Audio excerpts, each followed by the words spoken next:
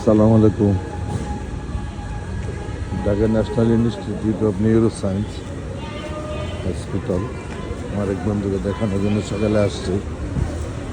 আল্লাহ, কত মানুষের যে কী সমস্যা এবং কত উপকার এই একটা হাসপাতাল মানুষের জীবনে। সেখানে না আসলে বোঝা খুব টাফ। মানে মানুষের কত ধরনের যে নিউরো সায়েন্সের যে সমস্যাটা এই হাসপাতালটা যদি না করা হতো, তাহলে আজকে মানুষের কী করুন পরিণতি হইতে আল্লাহ ভালো জানে। আল্লাহ,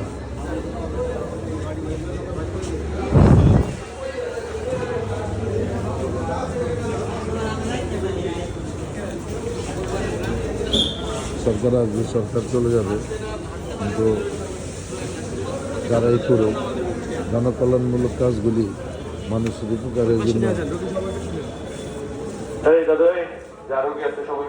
হচ্ছে চমৎকার একটা।